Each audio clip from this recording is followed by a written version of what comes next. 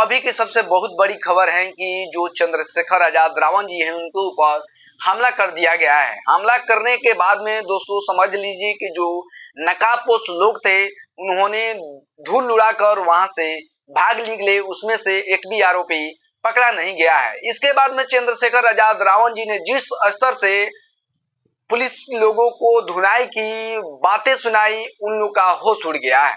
जी हाँ दोस्तों, जो पहले जो चंद्रशेखर आजाद रावण जी हैं उनके ऊपर बहुत पहले भी जानलेवा हमला किया गया था सहारनपुर में, जो कि उनके ही गृह जिला है। वहां पर उनके ऊपर हमला किया गया। इसके बाद में वो बाल बचे थे और शायद उनका जो गोली है वहां कमर के पास से गुजर गई थी और वो बाल बचे। अगर थोड़ा सा भी इधर उधर हो गया होता तो शायद उनका जिंदगी का वो आखिरी होता। जो कहा जाता है दोस्तों कि ये लोग कभी मरने वाले नहीं है, अमर होके आए हैं। जब तक इस बहुजन समाज का वो लोग भलाई नहीं कर देते तब तक उनका बाल बांका भी होने वाला नहीं है। तो उस समय भी वो बच चुके थे। इसके बाद में वो आरोपी जो है वो गिरफ्तार हो चुका था।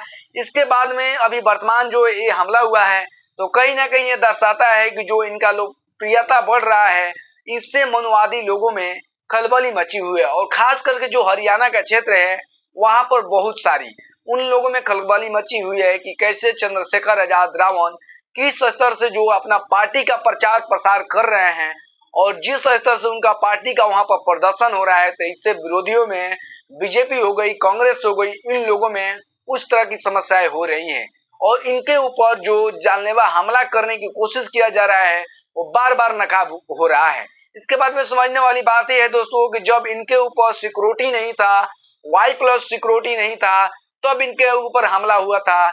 आज उनके पास Y+ सिक्योरिटी है, फिर भी उनके ऊपर हमला हो रहा है। तो पहले कांसीराम साहब कहते थे कि हमको ये गार्ड नहीं चाहिए, ये हमको सुरक्षा बल नहीं चाहिए, क्योंकि उनको पता था कि यही लोग, जैसे इंदिरा गांधी जी का हत्या हुआ था, यही लोग इस समाज का हत्या भी कर सकते थे।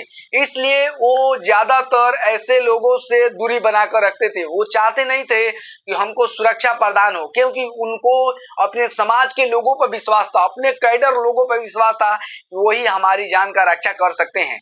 लेकिन ये लोग जो हैं, किस तरह से मैं इस बात को बता रहा हूं और किस तरह से कांसीराम जी ने इस सारी चीजों को जो साहे थे, इस सारी चीजों को उन्होंने लेने से मना कर दिया था।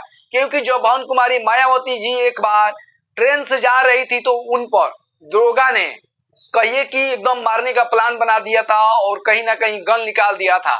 तो वहां पर जो एक व्यक्ति थे उन्होंने आदेश दिया कि अगर थोड़ा सा भी कुछ हुआ तो हम किसी को छोड़ेंगे नहीं, समझ लीजिए। तो उस तरह से उस समय भवन कुमारी मायावती जी बाल बची थी, नहीं तो उसी समय वो दरोगा उनको एनकाउंटर कर देता, शायद हमारे बीच में वो नहीं रहती। तो इसलिए कांसीराम साहब जी ने बहुत पहले से ही सिक्योरिटी लेना बंद कर दिया था कि हम सिक्योरिटी नहीं ले सकते, क्योंकि इससे से ज्यादा हमको खतरा है। अपने लोग से खतरा नहीं है, इसी लोग से खतरा ज्यादा है।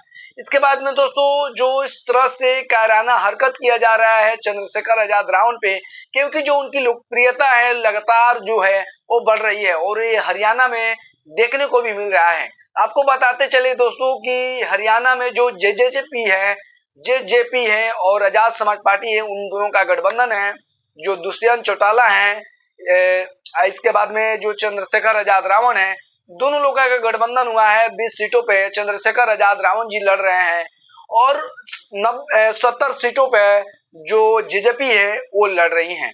तो इसको लेकर बहुत सारे खूब जोरदार तरीके से प्रचार प्रसार भी हो रहा है और ये लगभग आखिरी समय है ये प्रचार का और इसी बीच में हमला कर दिया जाता है। वो काफी अभी एकदम स्वस्थ है, बाल बच गए हैं और इसके बाद में जिस तरह स्तर से उन्होंने पुलिस को लताड़ लगाई, सुरक्षा बलों को लताड़ लगाई, वो कहिए कि अब उन लोग को क्या बीती होगी। उन्होंने स्पष्ट जाहिर कर दिया कि तुम लोग जो है, तुम्हारे रहते हुए हमारी अगर जान की जब सुरक्षा नहीं तो तुम लोग को रहने का क्या फायदा। इस तरह से उन्होंने उन लोगों को फटकार लगाया। तो दोस्तों इस वीडियो को लेकर और इस खबर को लेकर आप लोग किस तरह सोचते हैं, प्लीज कमेंट करके जरूर बताइएगा। बहुत बहुत धन्यवाद।